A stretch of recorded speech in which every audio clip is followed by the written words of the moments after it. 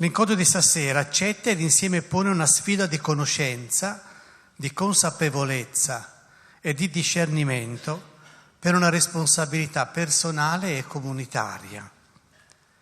Il governo italiano sta impostando tante sue politiche sul tema della sicurezza, come risposta a un clima di incertezza, di precarietà e anche di timori diversi, che sicuramente hanno molteplici e più profonde cause.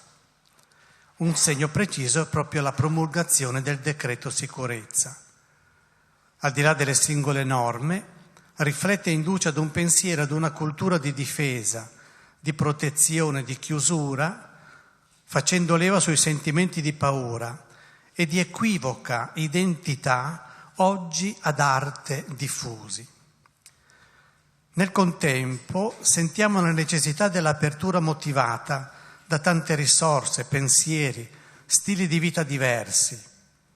In questo clima di frammentazione sentiamo l'importanza di un'apertura all'universale, alla reciproca relazione tra culture e popoli diversi. Il Papa stesso lo sottolinea più volte, fino alla dichiarazione sulla fratellanza umana per la pace mondiale e la convivenza comune, che ha sottoscritta con i grandi imam al-Azhar il 5 febbraio 2019. Dichiaratamente vuole favorire una cultura degli uomini aperta, disponibile, fondativa, di quella dignità dell'uomo che non è data perché è riconosciuta, ma che è riconosciuta perché è fondamento di ogni persona vivente. Decreto sicurezza e fratellanza umana possono risultare in contraddizione, ma può essere anche occasione di stimolo e provocazione a pensieri ed atteggiamenti rinnovati. È un po' la sfida, un po' l'azzardo di stasera, mettere insieme due poli opposti, farli dialogare, non soltanto contrapporre. Dialogare perché possono aiutarci ad accogliere quel bene in sovrappiù che può nascere dalla faticosa ma nobile arte del pensare, che sa indicare direzioni e possibilità nuove per tutti. Per questo che ringraziamo davvero gli ospiti che ci aiutano in questa riflessione. E vogliamo un po' procedere in un modo particolare. Rischio di fare 3 relazioni e poi dopo delle domande. Vorremmo non fare così. E allora ho chiesto che facessero ciascuno una breve introduzione sulle tematiche che sono state loro proposte. E poi offriremo una serie di domande dove ciascuno risponderà. Al termine un po' di queste domande un po' già pensate, ci sarà la disponibilità di aprire il dialogo anche con l'Assemblea. È un modo per entrare dentro riflettendo, ripensando, perché credo che oggi la cosa più importante è darci spazio e tempo per pensare. E stasera siamo qui non per decidere, ma per pensare, perché dal pensare nascono le cose nuove. Siamo seduti perché siamo in un salotto, ecco, sotto in piedi così volevo vedervi meglio. Allora, iniziamo questo nostro percorso anche perché le domande poi le troveremo un po' proiettate anche sullo schermo. E allora iniziamo con le prime 3 brevi presentazioni e cominciamo da Angelo Pittaluga, che ci presenta un po' a grandi linee il decreto sicurezza, l'impianto un po' di questa legge.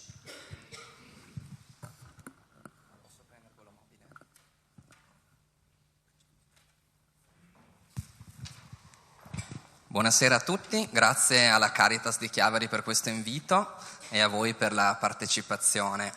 Mi è stato chiesto, come si diceva, un breve intervento, una breve spiegazione sulla nuova legge in materia di immigrazione, il decreto sicurezza. E devo dire che ultimamente c'è una certa attenzione. Io ho partecipato a diversi dibattiti, diversi incontri in cui si parla molto di questa nuova legge e quindi mi è venuto questo pensiero che concentrarsi così tanto sull'ultima legge rischia anche di far passare un'idea per cui nel nostro paese c'è stato nel corso degli anni una legislazione, una serie di politiche governative virtuose che hanno sempre favorito l'integrazione, l'inclusione delle persone straniere, e che a un certo punto con questa nuova legge ci sia stata un'improvvisa rottura. In realtà, se devo dirvi come stanno effettivamente le cose, questo non corrisponde al vero. La storia nel nostro paese delle leggi in materia di immigrazione è stata fin dagli anni 90 un susseguirsi di norme, di atteggiamenti che progressivamente hanno sempre di più compresso e limitato i diritti delle persone migranti. Quindi non dobbiamo insistere sull'idea di un cambio improvviso di rotta. E ve lo dico proprio con un brevissimo excursus, cioè la prima legge strutturata in materia di immigrazione è stata fatta nel 98, la legge Turco-Napolitano, e questa legge è stata la legge che ha costituito i CIE, i centri di identificazione ed espulsione, e questo è l'unico caso nel nostro ordinamento giuridico in cui delle persone vengono private della libertà personale, che nel diritto è una misura estrema, senza aver commesso nessun reato. L'unico caso in cui una persona, nella fattispecie una persona straniera, viene privata della libertà personale, rinchiusa, senza aver subito un processo, una condanna, per il semplice fatto che non ha commesso nessun reato. I centri che tuttora esistono di identificazione ed espulsione, che hanno cambiato nomi nel corso del tempo, sono anche strutture che nella maggior parte dei casi non rispettano gli standard minimi nemmeno degli istituti penitenziari, e però non sono considerate prigioni. Questo è il motivo per cui le persone trattenute all'interno di questi centri non vengono chiamati detenuti, ma vengono chiamati ospiti. Questo vi dà l'idea, fin dagli anni 90, di come il diritto, il nostro ordinamento giuridico, si è occupato e preoccupato di disciplinare la presenza degli stranieri. E poi proseguendo arriviamo negli anni 2000 alla legge Bossi-Fini, che forse ricorderete, e questa legge istituisce il reato di immigrazione clandestina. E questo di nuovo è interessante, perché credo che sia l'unico caso in cui il nostro ordinamento prevede una norma penale, un crimine, che solitamente io ho iniziato a lavorare come avvocato penalista e mi ricordo che tutti i crimini hanno a che vedere con atteggiamenti aggressivi verso le persone o verso le cose, furti, rapine, lesioni. I crimini sono questo. Il reato di immigrazione clandestina crea una nuova categoria in cui lo straniero, che per diverse ragioni perde i documenti regolari di soggiorno, diventa criminale non per qualcosa che fa, ma per qualcosa che è, per una caratteristica costitutiva del suo essere illegale. E credo che il titolo di questa sera ci porti a riflettere anche sul modo in cui il diritto agisce nei confronti delle persone straniere.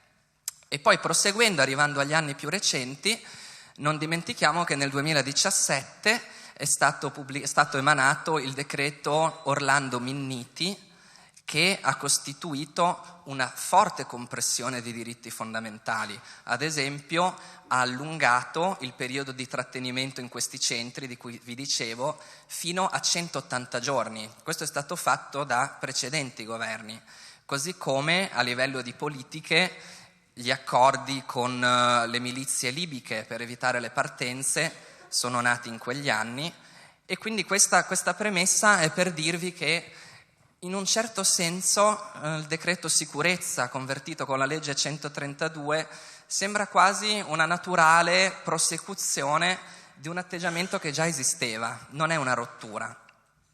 Detto questo, ci sono elementi innovativi in questa nuova legge che costituiscono motivo di grande preoccupazione, e io ci tengo a condividerli con voi, anche ponendo alcune domande più che affermazioni.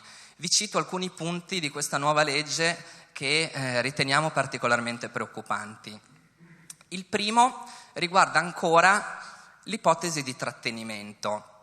Come vi dicevo, già nelle legislazioni che esistevano vi era la possibilità di trattenere una persona straniera perché non era più regolare sul territorio dello Stato. Con la nuova legge si prevede una nuova forma di trattenimento per le persone nuove arrivate, una forma di trattenimento facoltativo, quindi a discrezione delle autorità, per chi sbarca sul territorio italiano, e questa forma di trattenimento viene definita per controlli su nazionalità e identità della persona.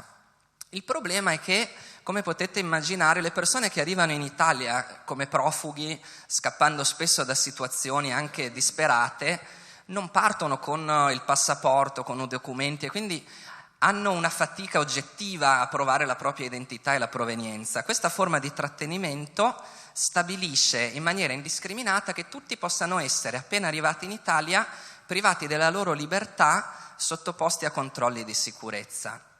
Questo è preoccupante sia dal punto di vista giuridico, perché la libertà è un diritto fondamentale, è costitutivo della nostra civiltà giuridica, ma anche perché gran parte di queste persone scappano da situazioni in cui hanno già subito detenzioni, abusi, violenze, scappano per chiedere protezione all'Europa, e questa forma di accoglienza che noi riserviamo, trattenimento in condizioni peraltro veramente più che discutibili, è il modo in cui noi ci presentiamo a chi chiede aiuto, rinchiudendoli, creando spesso nuovi traumi, nuovi abusi, e questo credo che dovrebbe far riflettere. Il secondo punto che è stato introdotto dalla nuova legge, di cui forse alcuni di voi hanno sentito parlare, è l'abolizione della cosiddetta protezione umanitaria. Ve lo spiego in 2 parole. Nel sistema previgente esisteva la possibilità per gli stranieri che non avevano le caratteristiche per essere riconosciuti rifugiati, quindi non scappavano da situazioni di persecuzione o da situazioni di conflitto, ma che presentavano delle gravi vulnerabilità, avevano il diritto di ricevere un permesso per motivi umanitari. Il testo della legge spiegava che questo permesso veniva riconosciuto nei casi in cui vi era un obbligo internazionale o costituzionale dello Stato italiano o nei casi di grave vulnerabilità. Questo permesso viene eliminato e viene sostituito con altre forme di permesso più specifiche, ad esempio per problemi di salute o nel caso in cui nel paese di origine vi sia stata una calamità naturale. Un altro caso abbastanza singolare è quello degli atti di valore civile, quindi uno straniero che ha compiuto un atto eroico può ricevere questo tipo di permesso. Però nel complesso qual è la conseguenza di questa riforma? Molte persone che avevano la protezione umanitaria vengono a perdere un documento per rimanere nel territorio italiano in maniera regolare. E la previsione, anche Caritas ha fatto delle analisi in questo senso, è che nei prossimi anni si prevedono decine di migliaia di persone che si troveranno in una situazione di irregolarità. E la domanda che vi rivolgo è questa: se lo scopo della legge, così come viene proposta, così come viene spiegata, è quello di garantire maggiore sicurezza, maggiore coesione, maggiore tranquillità, secondo voi il fatto che decine di milioni di persone si trovino senza più documenti, quindi senza possibilità di avere un lavoro, di avere un alloggio, in quale misura può garantire più sicurezza al nostro Paese? Questo è un punto di domanda che lascio aperto. Gli altri punti che troviamo preoccupanti in questa legge riguardano, ad esempio, le norme in materia di cittadinanza. E su questo credo che sia importante riflettere, perché per uno straniero, una persona straniera che decide di migrare nel nostro paese, e soprattutto per un rifugiato che quindi anche volendo non può tornare nel proprio paese, l'orizzonte, il desiderio, l'ambizione più grande è quella di integrarsi nel senso più pieno del termine e quindi diventare un cittadino del nuovo paese. E tutti gli sforzi dovrebbero essere fatti perché i nuovi cittadini diventino cittadini a pieno titolo e quindi si ritrovino nella nostra comunità, conoscendone le leggi, rispettandone, avendo a loro volta dei diritti. Questa nuova legge pone degli ostacoli proprio per acquisire la cittadinanza italiana.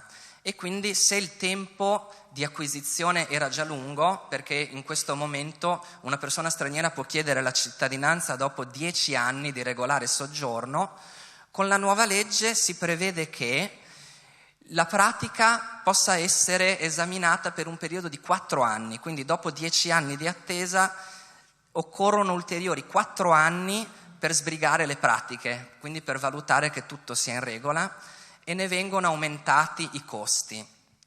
E questo di nuovo mi chiedo, in quale misura può aumentare la sicurezza, in quale misura può garantire una maggiore coesione e pacificazione sociale.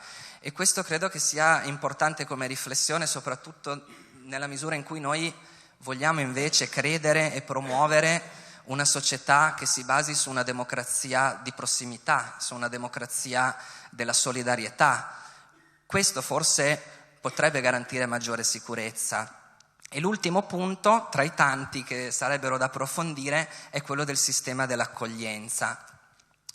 In questo momento i richiedenti asilo e i beneficiari di protezione potevano accedere a un sistema di accoglienza che garantiva fin dall'inizio tutta una serie di servizi come l'insegnamento della lingua italiana, la conoscenza del territorio, la conoscenza della comunità locale. Con la nuova norma questo sistema cambia e in particolare i nuovi arrivati, i richiedenti asilo, si vedranno sprovvisti di una serie importante di servizi, a cominciare dalla lingua italiana. Si prevede un netto taglio di fondi e questo farà sì che i nuovi arrivati si trovino per lo più a ricevere soltanto un alloggio e un pasto in attesa che si decida sul loro destino, anche per un periodo di tempo molto lungo. Questo può creare davvero una separazione, una marginalizzazione dei nuovi arrivati e dal mio punto di vista, ma di nuovo rivolgo a voi la domanda, in quale misura questo può garantire maggiore sicurezza per la nostra società. Grazie.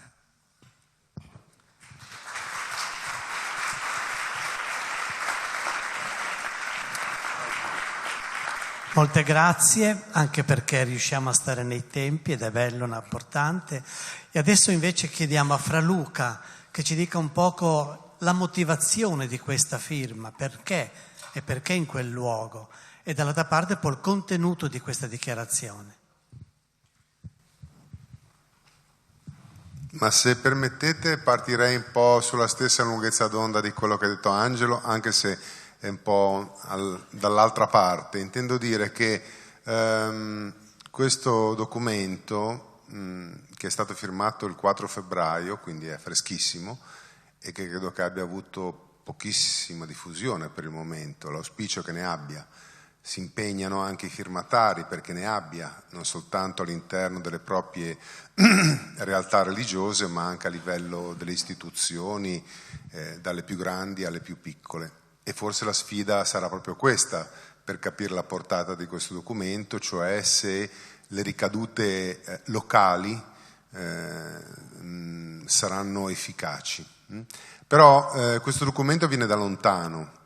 È un documento che alle persone più sospettose ha fatto, è una cosa abbastanza consueta, come sapete, nei confronti di questo Papa, ha fatto gridare al relativismo, al sincretismo, addirittura al deismo di stampo massonico, perché non si riconosce, ed è vero che non si riconosce, a una lettura, una prima lettura, una visione cristiana dell'esistenza. Infatti non c'è, perché è un documento firmato congiuntamente dal Papa e da Ahmad al-Tayeb, che è il grande imam di Al-Azhar, che è questa grande, importantissima università, centro culturale che sta al Cairo, ma che, a cui si rifanno una grande parte dei sunniti islamici, quindi una grande autorevolezza.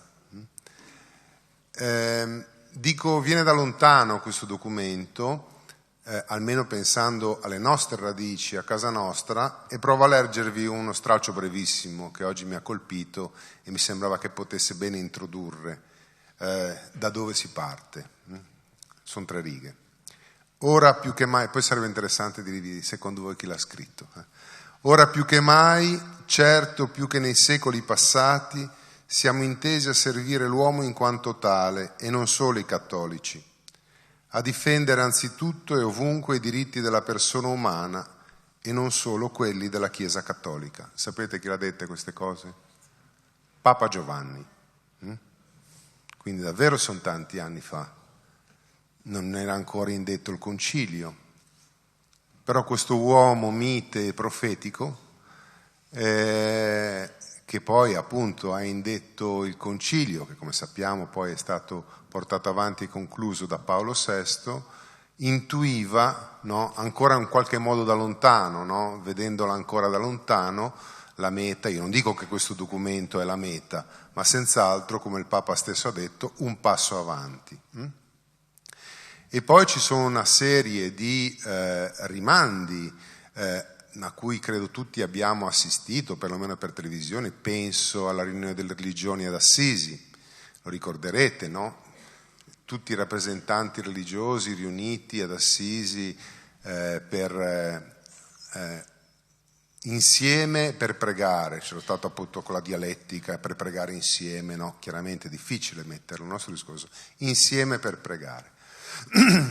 E poi tanti altri passi, ma chiaramente tutto questo si radica poi nel dialogo interreligioso, che è stato uno dei delle grandi aperture, delle grandi opportunità che ha sottolineato il Concilio.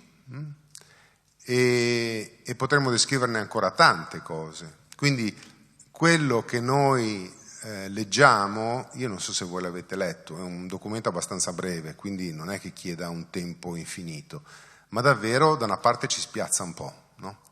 Perché lo sentiamo un po' diverso dai documenti a cui siamo abituati, ma credo che nessuno di noi possa evitare, per quanta fatica possa fare, di coglierne la portata, perché è la prima volta che due grandissimi, maggiori responsabili delle maggiori tradizioni spirituali, direi occidentale e orientale, no, poi non si esaurisce lì, arrivano a tracciare una narrazione condivisa, a partire dalla fede nell'unico Dio.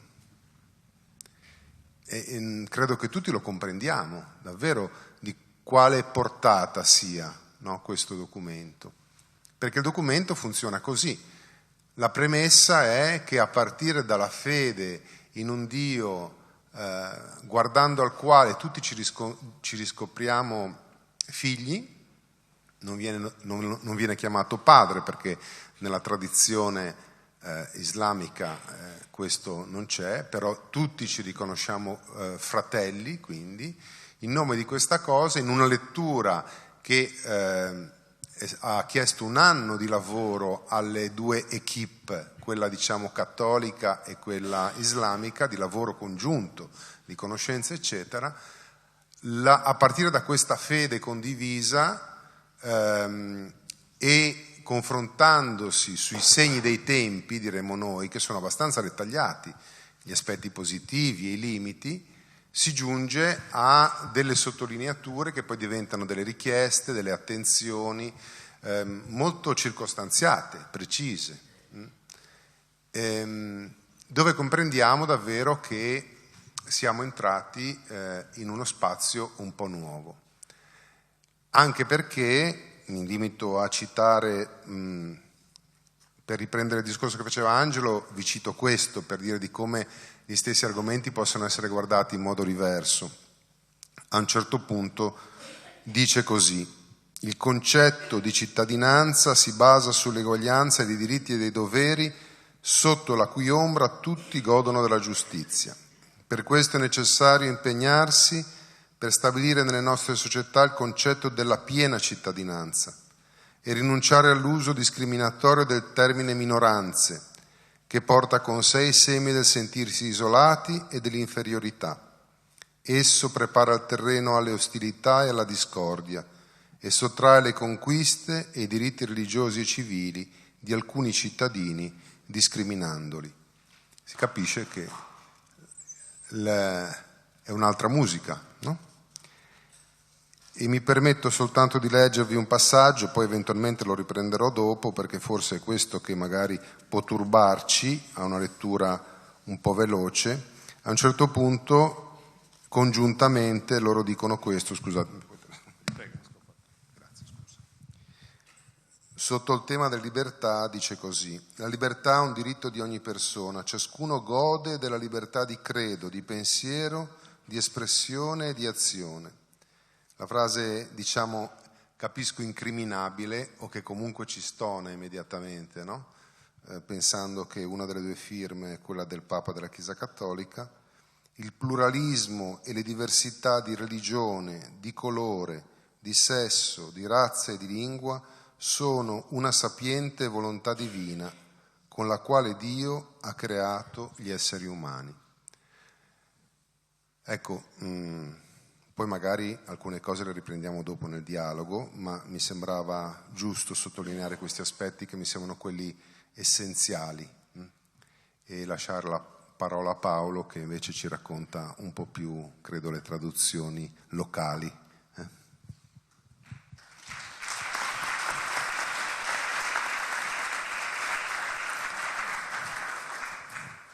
Grazie Fra Luca, che poi chiederemo poi nel proseguo anche il contesto storico, no, di questa firma, richiamandoci a cosa è successo un po' di anni fa fra Francesco e il sultano, perché tutto nasce un po' da lì.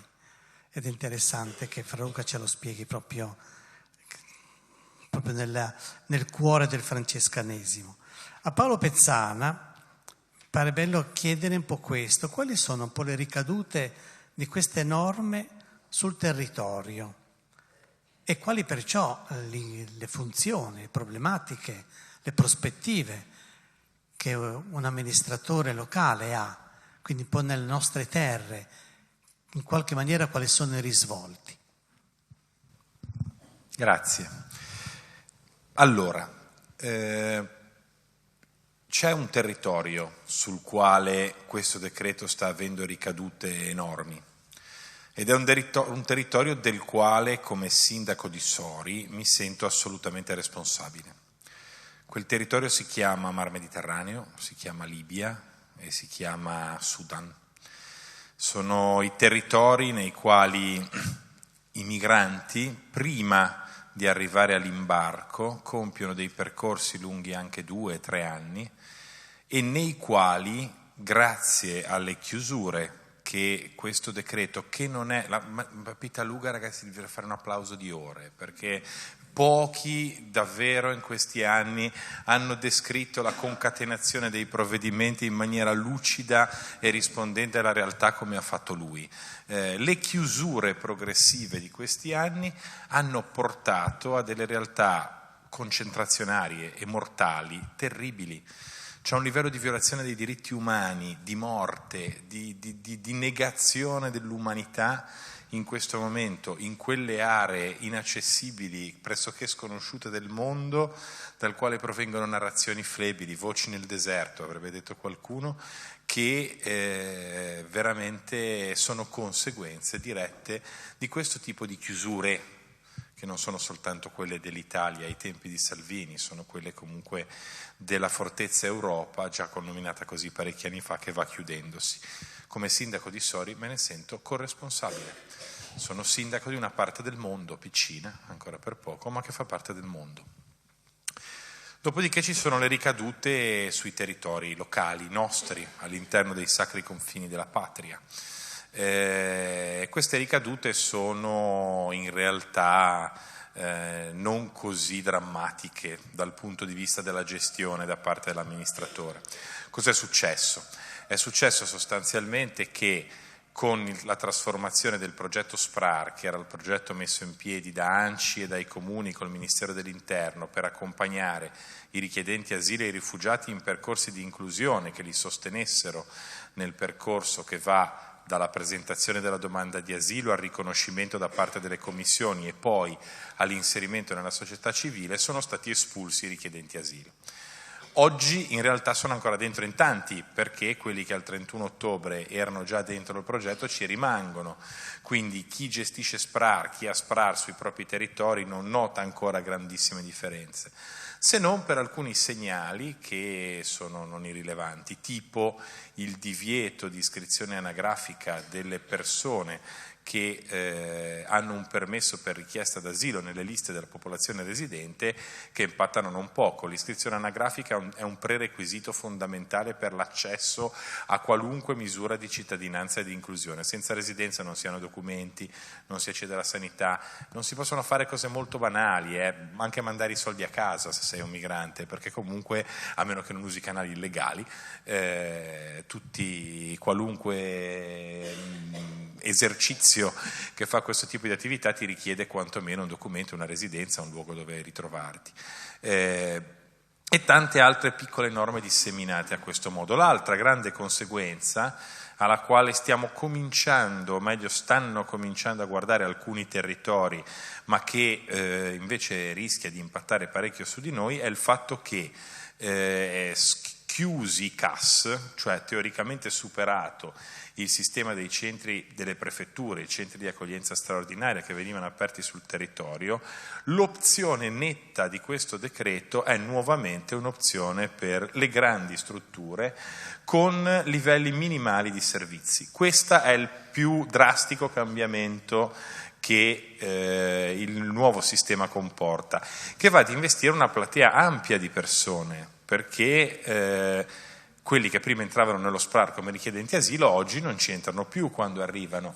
È vero che il numero dei migranti è in calo, ma non è finito. Negli ultimi anni siamo passati da una media di 110 al giorno alla media di 34 più o meno odierna. È anche decuplicato il numero dei morti in mare negli ultimi 3 anni, tanto per tornare all'affermazione precedente. Quindi anche quella è un'opzione per ridurre il numero degli sbarchi, cioè incrementare le morti nel Mediterraneo.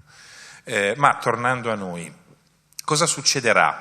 Succederà che, io me lo immagino così, ho avuto un'esperienza quando come referente ANCI mi occupavo per tutta la Liguria di immigrazione piuttosto forte legata alla vicenda del grande CAS di Borzonasca, che è in questa diocesi e che molti di voi conoscono, dove ci siamo battuti in maniera veramente trasversale, senza distinzioni di colore o appartenenza politica, per far valere il principio che non ha assolutamente senso che nella frazione di Belpiano, con 24 abitanti, ci fosse un CAS che poteva arrivare a contenere 150 migranti, perché a quel modo si snaturava non soltanto Belpiano ma Borzonasca. E mi sono fatto, vi assicuro, con una certa energia e dispendio e lavoro, promotore di questa, tra virgolette, battaglia, ma è stata una vera e propria battaglia per me, in tutte le sedi possibili, locali, regionali e nazionali. Siamo arrivati ad ottenere con la prefettura una riduzione progressiva delle presenze in questa struttura e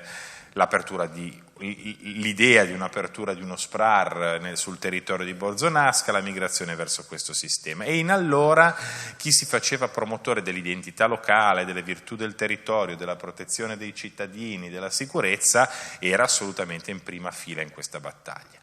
Quella stessa forza culturale oggi, col decreto sicurezza, dice il modello sono 10, 100, 1000 Borzonasca, andando a riprendere un vecchio slogan di anni fa.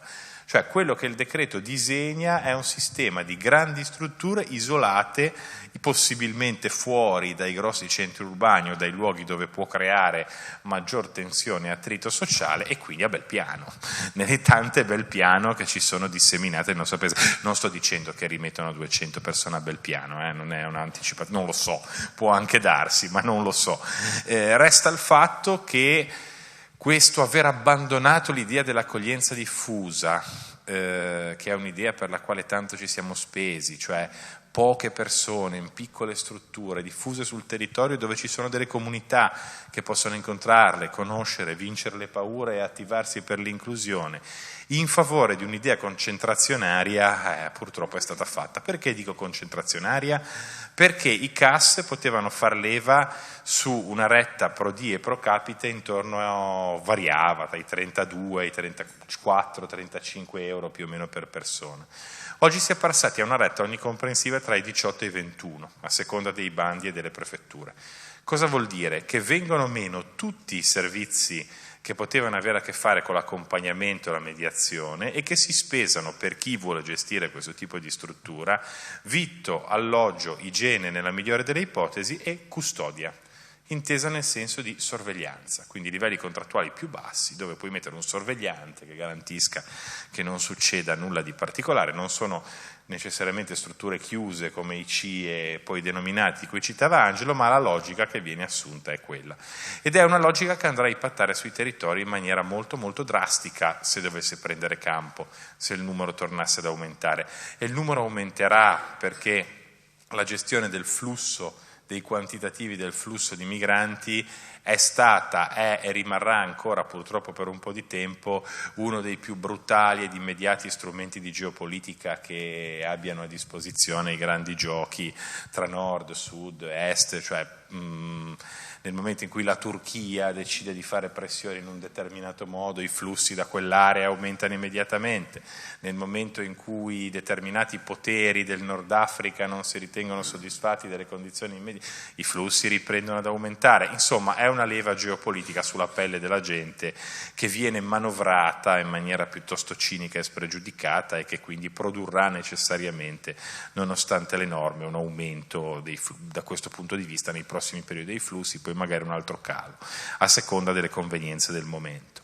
I sindaci cosa possono fare in questo? Anzitutto credo stare dalla parte del diritto, della legalità. La norma sulle residenze che citavo prima è incostituzionale. I sindaci stanno facendo tanti bei provvedimenti di diniego delle residenze che gli vengono chieste, sono felici, almeno molti sindaci, tra i quali sottoscritto, di venire impugnati.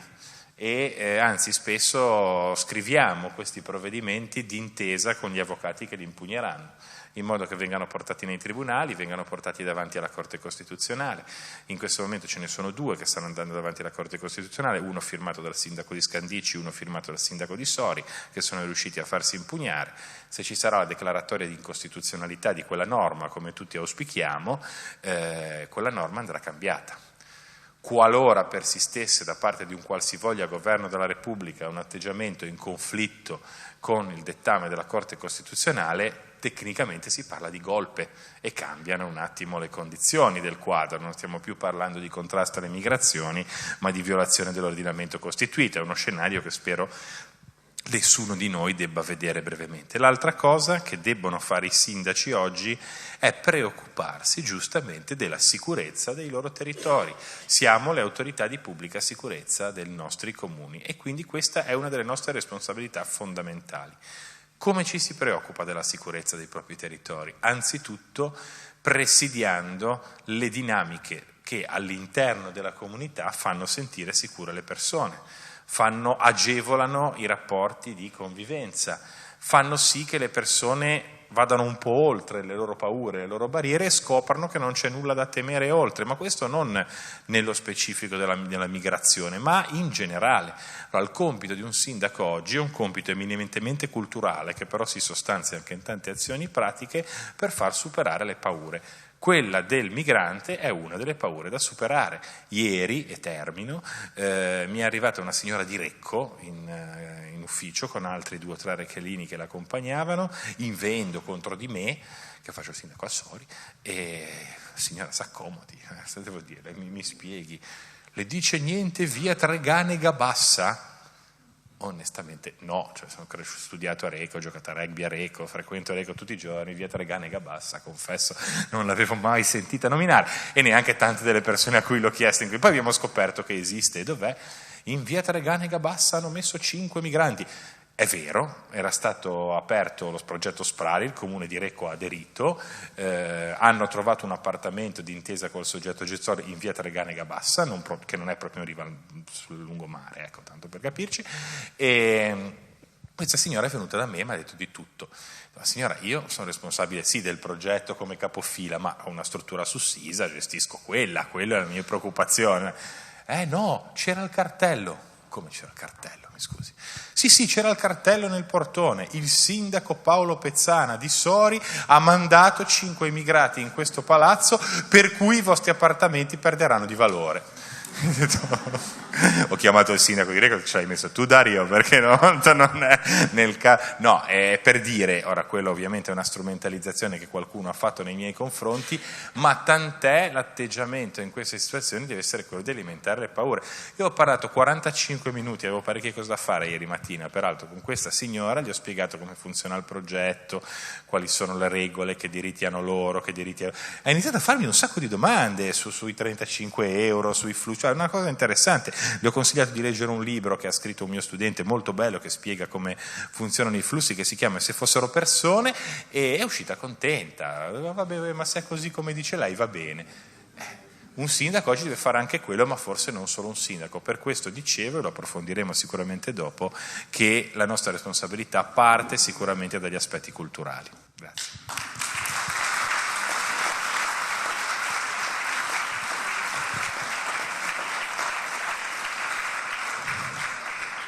Ecco, così abbiamo fatto un giro brevissimo ma intenso per cogliere un po' i vari aspetti, no? Le varie sfaccettature e anche la densità dei problemi, ma anche un pochettino cominciamo a capire qual è il futuro nostro, non soltanto il futuro di chi viene, ma il futuro di chi ci vive. E allora iniziamo a porre alcune domande. La prima è questa, nasce un po' da un'affermazione. Il decreto sicurezza costruisce paura e tutto il clima politico-culturale risponde alla paura e viceversa, si autoalimenta. Si toglie valore al cammino dell'integrazione, della conoscenza reciproca e del dialogo. Ricordate che il Papa un anno e mezzo fa parlava dei verbi: accogliere, aiutare, promuovere, integrare. Ecco, questi 4 verbi che la parrocchia di San Giovanni ha diffuso in tutte le case, nella benedizione delle famiglie, e si trovano appesi dietro le porte assieme a tutti gli altri foglietti. Questi verbi, che cosa è successo, no?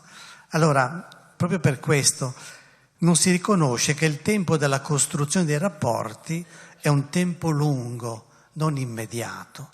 Non è che schiacciando un click queste cose si compiono. Davvero occorre avere la pazienza dei tempi lunghi, la pazienza di chi coltiva, di chi accudisce per avere i frutti. Allora, riprendendo con Paolo Pezzana un po' queste 2 domande: quale spazio possiamo ritrovare per questo cammino? Cosa stiamo perdendo di questo cammino? Perché alcuni cammini sono iniziati, alcuni cammini si sono svolti, anche l'esperienza della nostra diocesi con l'esperienza dell'accoglienza diffusa in diverse parrocchie, si è fatto un cammino anche di integrazione, non ancora compiuto, faticoso, ma sicuramente con dei risultati belli, con dei rapporti, con delle relazioni che stanno nascendo. Ecco, questo lo andiamo a perdere? Questa bellezza che stiamo costruendo sul territorio, ce ne priviamo? Sì, io credo che parlare di integrazione, almeno in prima battuta, non abbia necessariamente a che fare con parlare di migrazione. Credo davvero che lungo il cammino dell'integrazione transitino e passino i fondamentali del nostro essere cittadini. Integrazione significa, all'interno di una comunità civile, la capacità di mantenere all'interno del perimetro della civiltà costituzionale, del civismo costituzionale, le differenze, gli aspetti che distinguono gli uni dagli altri insieme agli aspetti che ci accomunino, e costruire anzitutto su questi ultimi, e che sembra una banalità da dire, sembra di enunciare un qualche cosa di scontato, ma in realtà ciò che stiamo perdendo lungo questo cammino molto spesso, nella mia esperienza, sono proprio quei fondamenti di umanità e di cultura che ci permettono di dire che quello che ho appena detto è scontato. Oggi non lo è più. Non è più scontato oggi pensare all'essere cittadini come ad una dimensione di integrazione con ciò che ci sta intorno. Oggi si parla dell'identità non come una relazione all'interno della quale io vengo definito dall'altro e contribuisco a definire l'altro, che è uno dei fondamenti antropologici su cui le costituzioni occidentali sono fondate, ma si parla dell'identità, si usa l'identità come una clava, come un oggetto da brandire per colpire l'altro, che poi sostanzialmente è sempre uno straniero.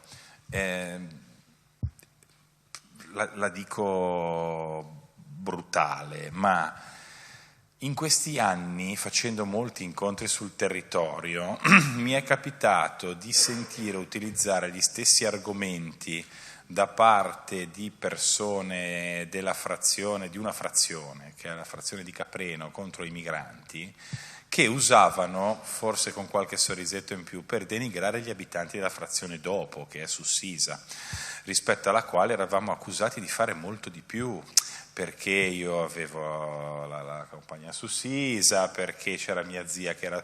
E c'erano tutta una serie di argomenti che, analizzandoli da sociologo, ho tentato ogni tanto di ricordarmi che sono un sociologo, portando avanti questo mandato, ma erano esattamente identici, erano costruiti allo stesso modo, attingevano le medesime retoriche, soltanto che poi nell'identità di soresi, liguri, siamo tutti belli compatti, ma non è vero che siamo compatti. Nel momento in cui il nostro atteggiamento non è un atteggiamento aperto all'integrazione della differenza, ma è un atteggiamento che proprio in nome della paura tende a chiuderci su noi stessi, perdiamo la possibilità di agire in maniera proficua alla nostra cittadinanza. Questo è un elemento molto molto preoccupante, che non è nuovo nella storia.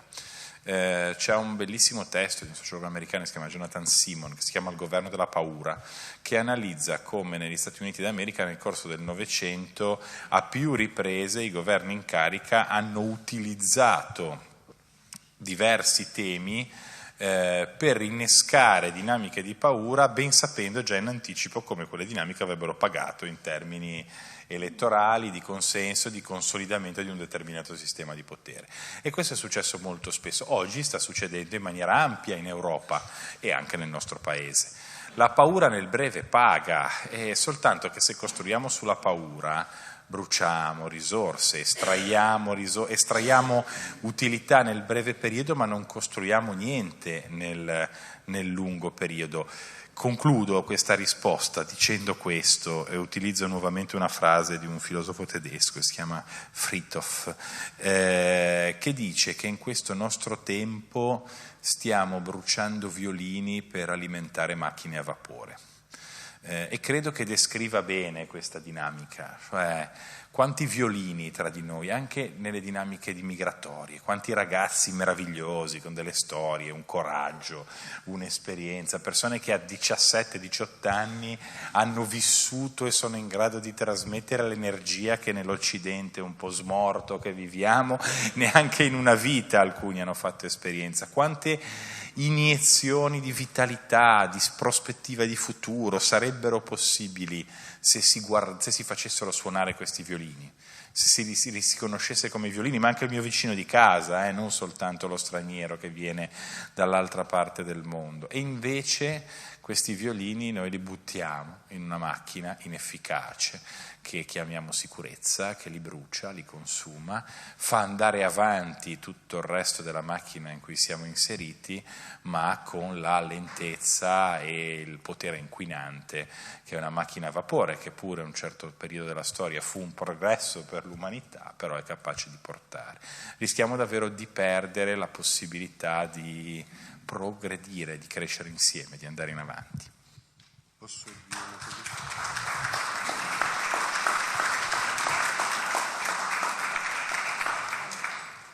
Ma è giusto per agganciarmi mi ritrovo molto in sintonia. Mi pare che il problema oggi è rimettere un po' a tema l'alterità, no? Che non si può dare per niente per scontata né per acquisita. E altrettanto sono d'accordissimo con quello che dice Paolo, che come posso dire, quello che diventa il fenomeno che si scatena in occasione, no, appunto dei conflitti che nascono sull'accoglienza, sulla gestione dei migranti, in verità è quello che abita un po' la nostra radice occidentale, che probabilmente è anche abitata da una paura che non sono soltanto i migranti, no? La sensazione di un progressivo decentramento di tutto quello che è vita e storia da questa Europa un po' malata di eurocentrismo, e trovarsi, io credo, no, un po' spiazzati. Oggi i sociologi e gli psicologi parlano molto di spaesamento, no, come una sensazione ricorrente. Tu prima accennavi a Francesco, penso al coraggio un po' pazzo di Francesco. Eravamo nel tempo delle crociate, questo a proposito di alterità prende parte e va a incontrare il sultano e con la idee, con la teologia che c'era allora, ma anche col cuore di Francesco, che il sultano peraltro riconosce, gli dice convertiti al Dio vivente, no? Il sultano non si converte, ma gli regala tutti i luoghi del suo Signore, no? E il clima in cui Francesco fa questa operazione è il clima delle crociate. Appena prima di Francesco, no, ci sono stati stermini di massa, oggi li chiameremmo, e un odio che chiaramente si fomentava reciprocamente, e non sono certamente pagine gloriose. Eppure Francesco, che si è lasciato un po' ispirare, che non si è chiuso, che ha risuonato su un'altra armonia, no? Parlavi di violini, è riuscito a fare questo gesto che probabilmente è la radice remota anche del documento di Abu Dhabi, no? E che ha una parola da dire per noi tutti oggi.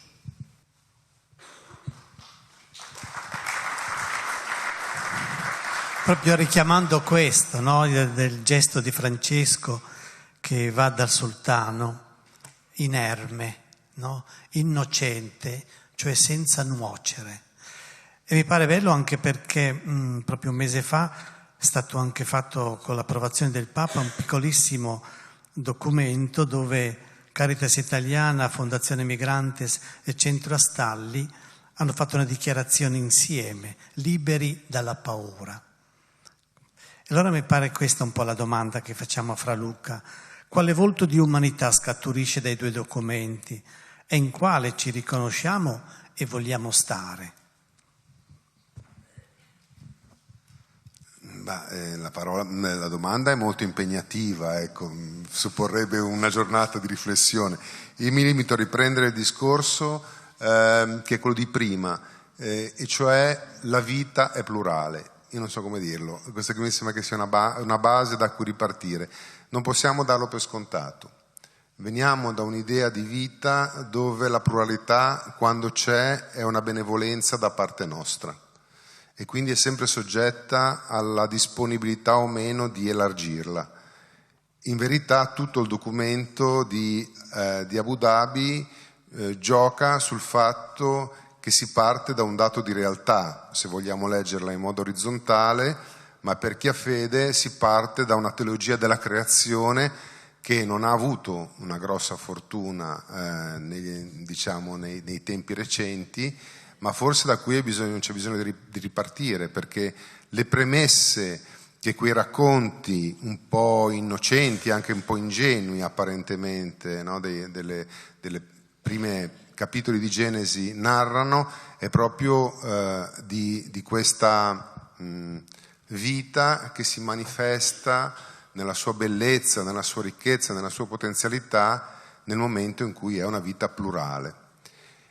Siamo figli di una egemonia occidentale e siamo figli anche di una, in parte storia, anche un'idea di Chiesa che il Papa lascia intendere in maniera abbastanza chiara nel documento Evangelii Gaudium, quando parla di questo passaggio necessario dalla sfera al poliedro.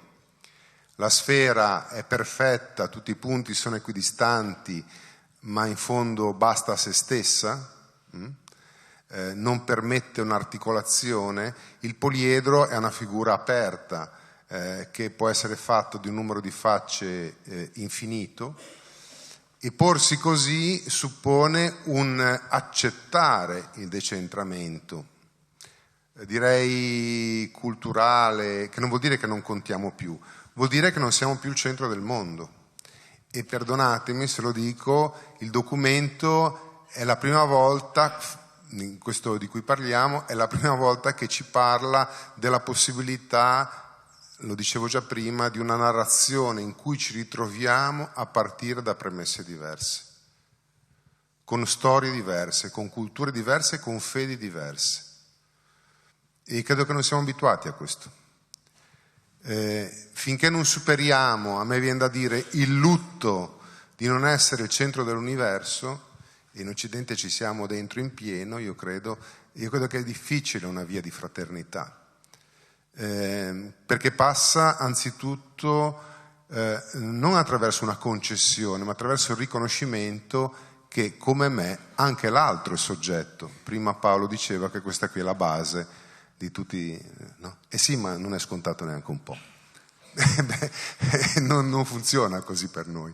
L'altro è soggetto normalmente per noi in proporzione a quanto benevolmente glielo riconosciamo, e invece c'è un dato da cui partire, che la realtà è fondata su una pluralità di soggetti, dove nessuno per dignità è superiore o migliore degli altri, ma è una rivoluzione culturale e credo anche un po' teologica. Non sono in grado di farla, ma credo che il Papa ci invita.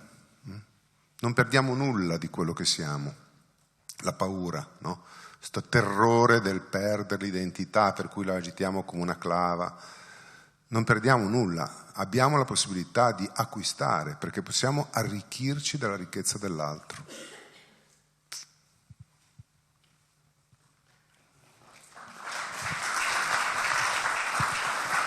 Passiamo all'altra domanda, partendo da una citazione tratta da Malala. Il titolo è "Siamo tutti profughi". Molti credono che chi emigra dovrebbe provare due soli sentimenti: gratitudine verso il paese che offre asilo e sollievo per essere in salvo. Spesso quando si parla di emigranti e di profughi, la cronaca dimentica che costoro hanno detto addio a tutto ciò che avevano e dedicato attenzione solamente al luogo in cui si trovano in quel momento, non a ciò che hanno perduto.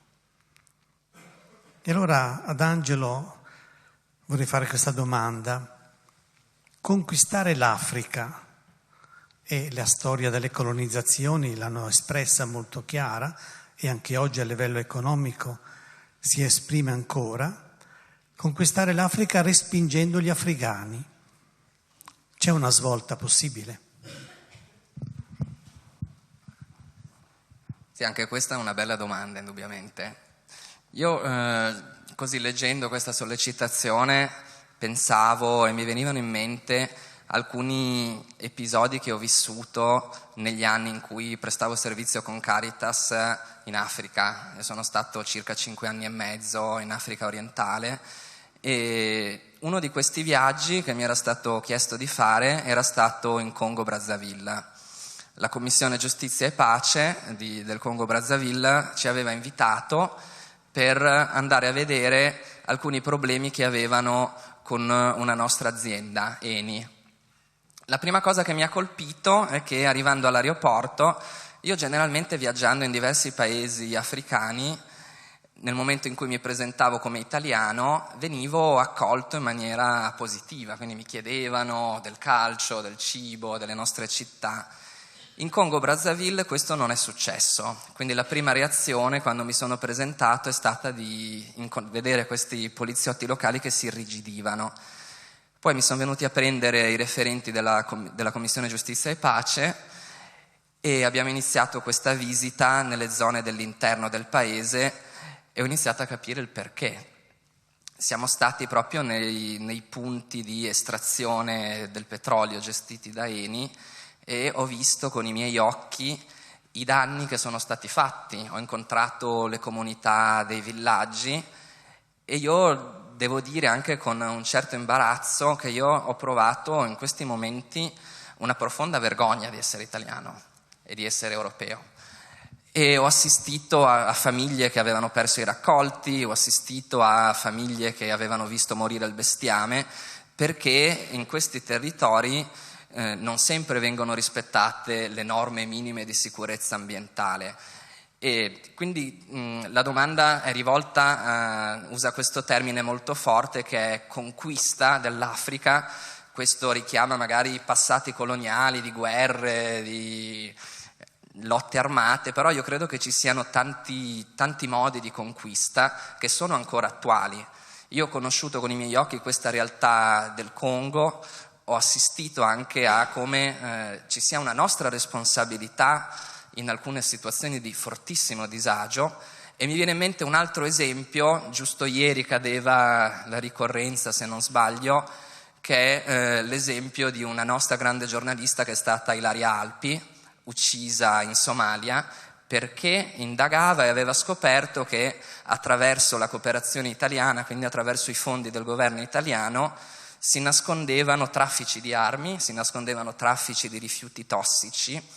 Questa mi sembra che sia una conquista brutale che viene portata avanti anche negli anni recenti e che tuttora continua, dalla Nigeria ad altri paesi dove ultimamente abbiamo sentito puntare il dito, quando si parla di cause della migrazione, contro la Francia, contro quello che gli altri fanno, e non ho sentito nessuno chiederci quali sono le nostre responsabilità come italiani. E quindi succede, credo che sia molto calzante questa provocazione, che si continua a conquistare l'Africa, però si rifiutano le persone in carne ed ossa, che spesso sono costrette a fuggire da delle dinamiche economiche, dalle dinamiche anche proprio di struttura, di sistema economico che noi contribuiamo a portare avanti.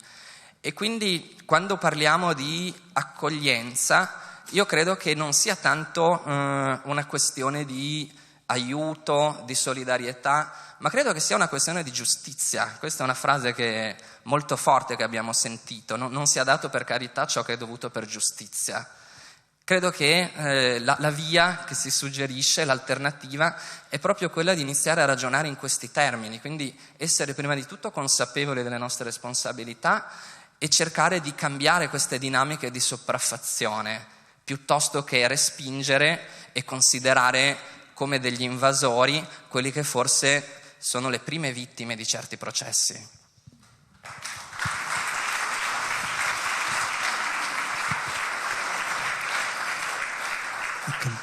Mi pare che stiamo andando sempre più a fondo, no? Un po' del nostro cammino di pensiero.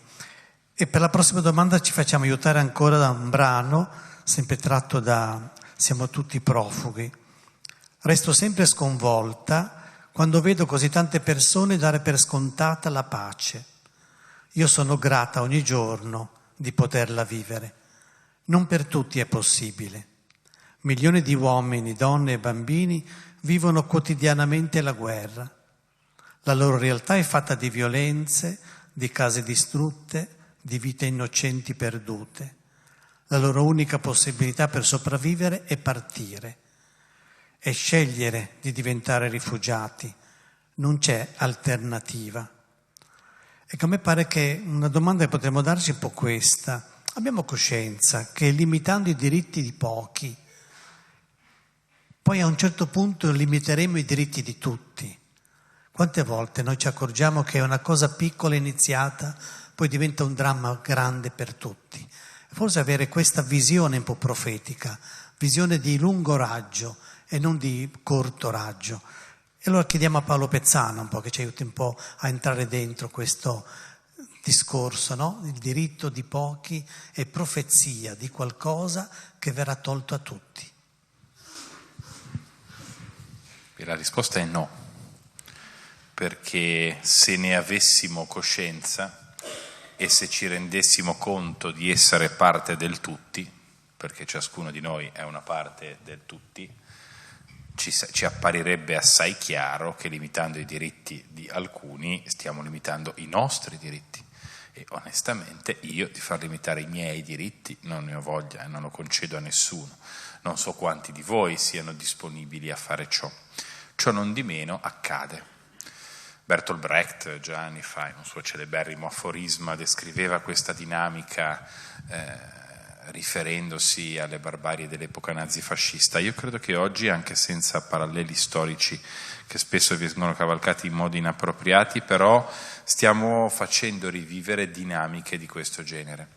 Credo anche però che, e mi rendo conto che tocco un tasto delicato, ambiguo, e posso correre il rischio di apparirvi idealista in qualche modo, ma la vera barriera che come comunità abbiamo davanti a questa deriva è il diritto. E il motivo per cui io trovo gravissimo, e gliel'ho detto personalmente in faccia quando a suo tempo ne ho avuto modo, che un ministro come il ministro Minniti, che era persona teoricamente colta e con un certo tipo di sensibilità, non si facesse scrupolo di limitare il secondo grado di giudizio, ad esempio, rispetto ai provvedimenti delle commissioni. Aveva introdotta lui questa norma, l'attuale governo non ha avuto neanche bisogno di fare quel gesto, era già stata confermata. Cioè, abbiamo tutti diritto ad un secondo grado di giudizio nel nostro ordinamento, le pronunce sullo status no. Cioè, nel momento in cui si introducono delle ferite, si ferisce l'ordinamento, si vulnera l'ordinamento e questa cosa viene accettata, è un momento disastroso per tutti. Io sono uno di quelli che a caldo, perché poi tendo ad essere un po' impulsivo, quando il Presidente della Repubblica ha firmato il decreto, cioè la legge 132, ho detto no, perché? Porca miseria, tanto lo stimo moltissimo, uno dei più grandi costituzionalisti italiani, cioè dicono no, cioè, questo decreto è incostituzionale dalla prima all'ultima pagina. In più, quando con ANCI siamo andati a presentarlo al capo di gabinetto del ministro per portare i nostri emendamenti e gli abbiamo fatto notare tutte le norme incostituzionali, lui ci ha risposto lo so. Non è che ha detto no, non è incostituzionale, ci ha detto lo so. Allora io ho detto, ma perché Presidente? Poi l'ho capito perché Presidente. Ha fatto un gesto invece di grandissima corresponsabilità col popolo italiano. Perché se lui avesse rimandato alle Camere quel testo, che conteneva tantissime violazioni del diritto, inteso come mutuo patto di inclusione, di integrazione all'interno di una nazione, e l'avesse messa sul, tra virgolette, giuridico, politico all'interno del dibattito istituzionale, gli sarebbe tornato indietro un paio di volte, si sarebbero fatti dibattiti mediatici in cui si parla di tutto e si parla di niente, sarebbe emerso l'ennesima strage, l'ennesimo titolo sui giornali, l'ennesimo depistaggio e non si sarebbe arrivati a nulla. Nel momento in cui invece quel testo diventa legge e può essere adito nelle corti, può essere portato davanti a un tribunale, può essere combattuto con gli stessi strumenti del diritto, rimaniamo perlomeno dentro un binario che come cittadini è quello che oggi ancora ci tutela. Per cui quello che io dico è, forse non abbiamo coscienza, ma abbiamo nel diritto lo strumento che ci può aiutare a non limitare i diritti. Non è semplice, non è una battaglia per avvocati, è una battaglia di cittadinanza. È un compito di cittadinanza e anche la riflessività che questo comporta è forte, perché poi non è che deve andare bene tutto o che qualunque comportamento è lecito o che accogliere significa aprire indiscriminatamente ogni tipo di porta ad ogni tipo di differenza, cioè dentro il perimetro di un paese c'è una tradizione, una cultura, ci sono delle mediazioni da fare, questo è il compito della politica, però noi come cittadini siamo coloro che comunque legittimano questo tipo di percorsi.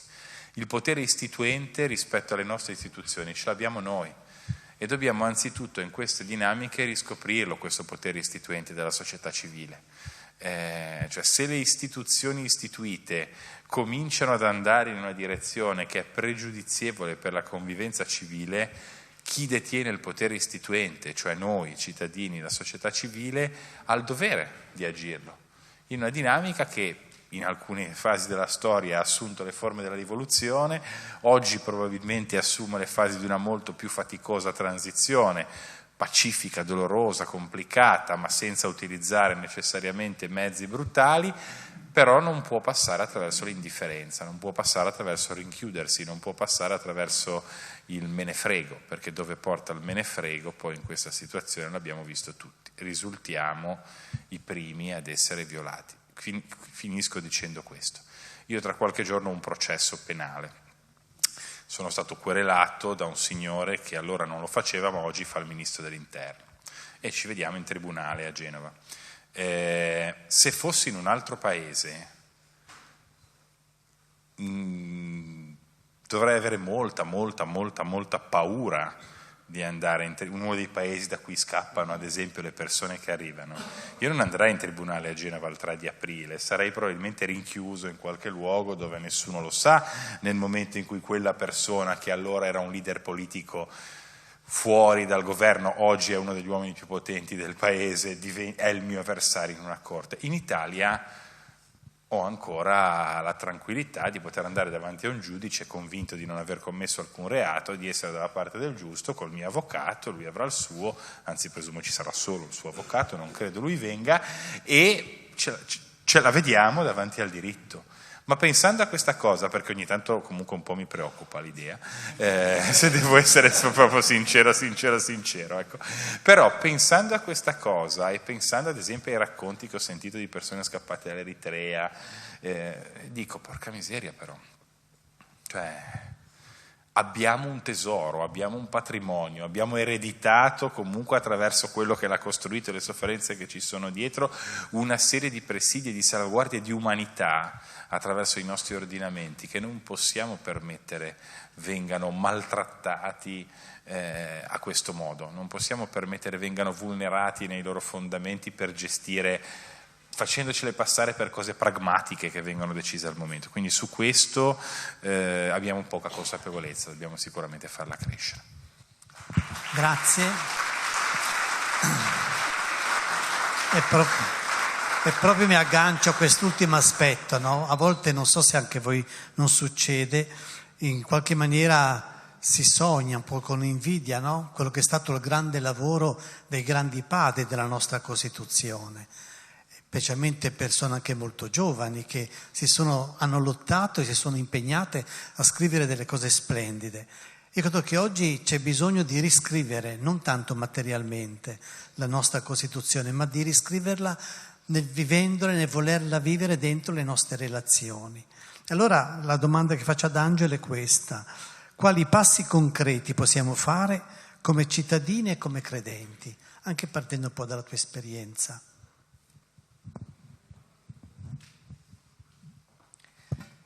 Sì, intanto ho ascoltato con estremo piacere quest'ultimo intervento di Paolo, perché in effetti credo che uno dei primi impegni che dobbiamo avere come cittadini è proprio quello di conoscere e difendere le nostre leggi a partire dalla Costituzione. Ed è molto bello anche rileggerla e riscoprirne i valori fondanti, andare a fondo, quindi vedere proprio nero su bianco come tutti i cittadini sono uguali davanti alla legge senza distinzioni. Sono parole che in certe fasi politiche dovrebbero risvegliare davvero un orgoglio, una passione per questi temi. Ma vorrei rispondere a questa domanda su cosa possiamo fare come credenti e come cittadini, raccontandovi un'esperienza che ho conosciuto di recente, che è quella dell'accoglienza in famiglia di persone rifugiate. Spesso si sente dire in termini provocatori da chi si oppone all'immigrazione, alle politiche dell'accoglienza: perché non li accogliete a casa vostra? E la reazione è stata che centinaia di famiglie in Italia, con diversi progetti come Refugees Welcome, un progetto che esiste a livello europeo, con alcuni progetti della Caritas. Io ho conosciuto questo progetto a Caritas Bologna che si chiama Protetto, a casa mia, e altre iniziative locali hanno deciso come impegno di famiglia, impegno di cittadini, di dare ospitalità a questi ragazzi. E vorrei leggervi molto brevemente una testimonianza che ho ascoltato partecipando a un incontro di famiglie accoglienti, una testimonianza che ha fatto un ragazzo accolto. Quindi vi leggo esattamente le parole che ha detto in una sala come può essere quella di questa sera. E devo dirvi che io che ero ad ascoltare ho trovato le parole di questo ragazzo, Abubakar, veramente forti, veramente toccanti. Abubakar è un ragazzo che è arrivato in Italia da minorenne, che aveva 17 anni, adesso ne ha poco di più, e ha raccontato la sua storia con queste parole. Dice: per me è cambiato tutto. Da quando? Dal 4 dicembre 2015. Nella mia vita ho 3 date molto importanti.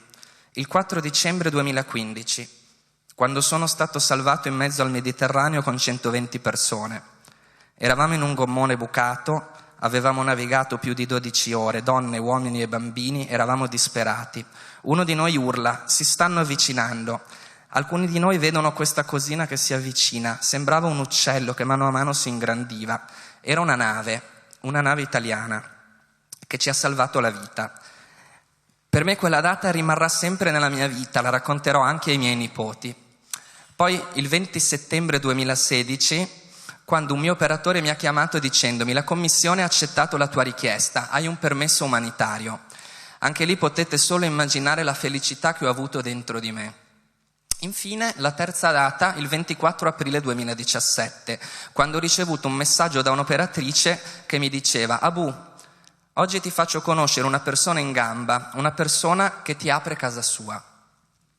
Quando mi è stato spiegato il progetto, ho pensato a una cosa che mi diceva spesso mia mamma: se da grande vuoi diventare un bravo uomo, devi avere sempre alle spalle dei genitori.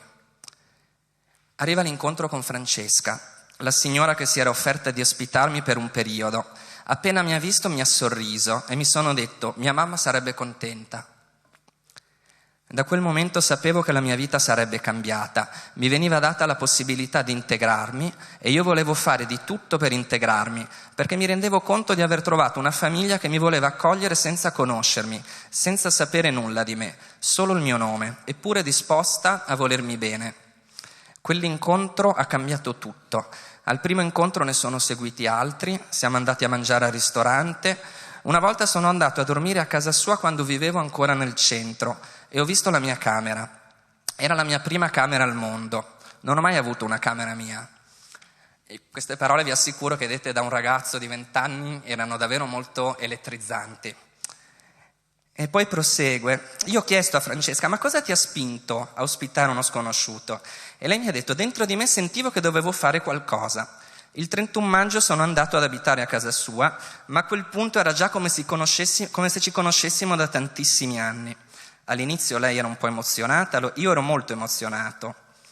E poi conclude in maniera veramente forte: vorrei condividere, racconta Abu, una mia riflessione, una cosa che non ho mai detto. Tutti voi che siete intervenuti non rappresentate solo un'organizzazione, un progetto di accoglienza, ma anche un'idea. Voi rappresentate l'Italia e l'Europa migliore, siete come i partigiani che hanno salvato questo paese, siete una nave per l'umanità. Voi siete il sogno di Martin Luther King, siete la negazione della paura, siete la negazione del rinchiudersi in se stessi, voi siete il cambiamento e io vi ringrazio. Fortissima storia.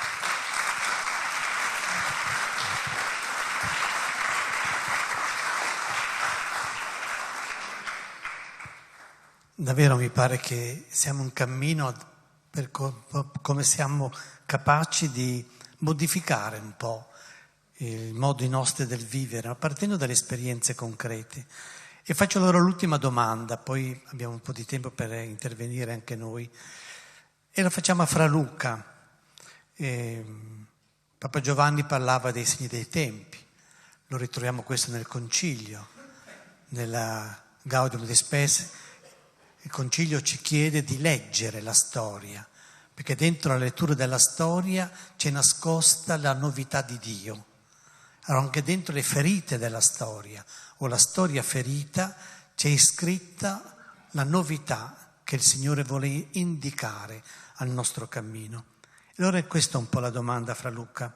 Quale appello questo segno dei tempi, quello che stiamo vivendo, rivolge alla comunità cristiana?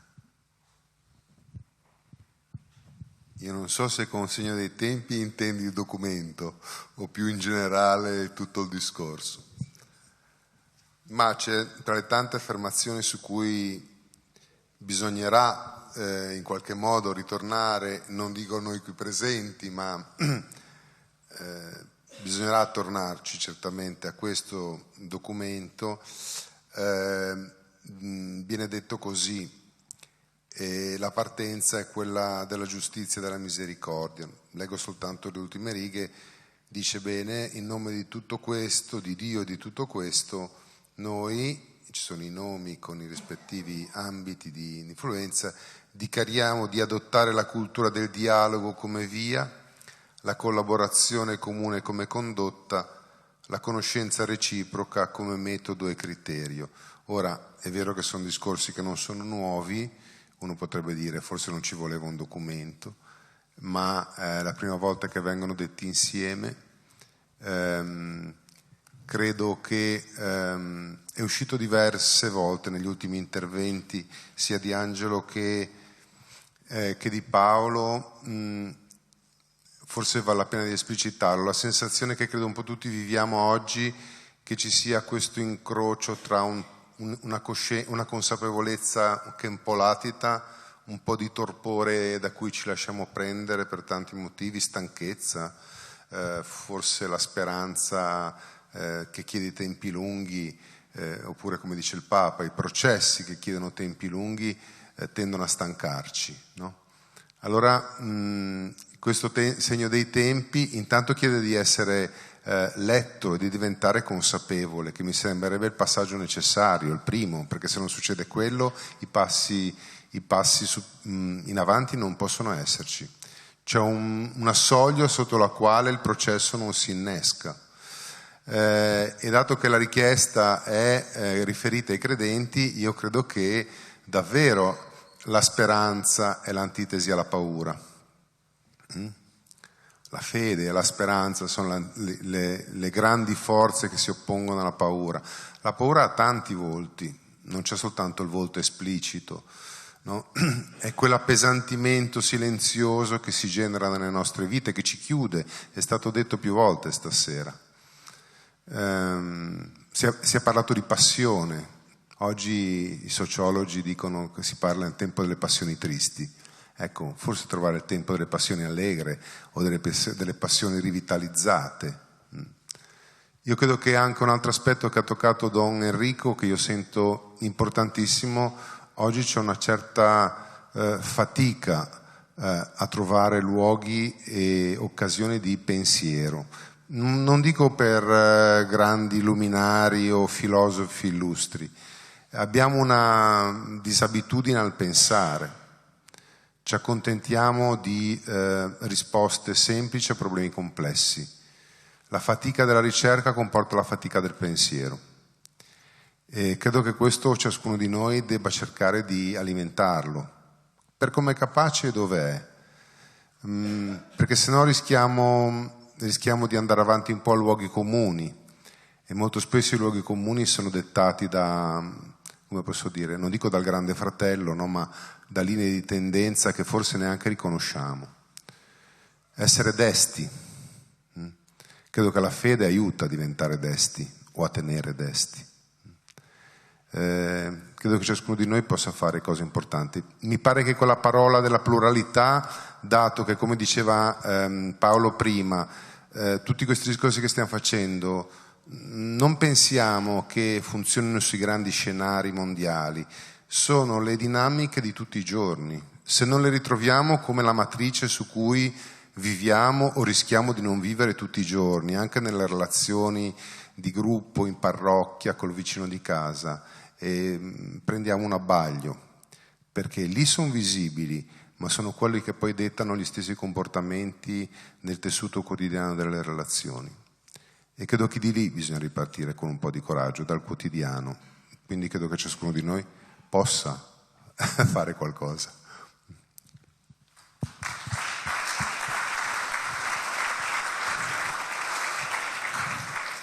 Ma visto che il Vescovo è presente, forse una parola del Vescovo la vogliamo anche sentire volentieri, no? Un suo pensiero, anche perché ci ha seguito in questo itinerario, ecco, no?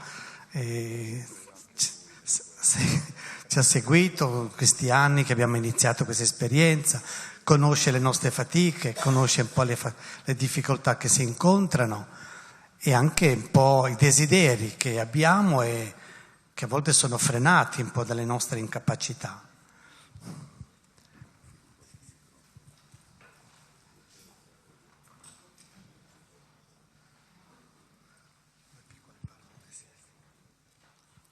Io veramente ho accolto la proposta di Don Enrico di ascoltare e di cercare di pensare, non quello di parlare.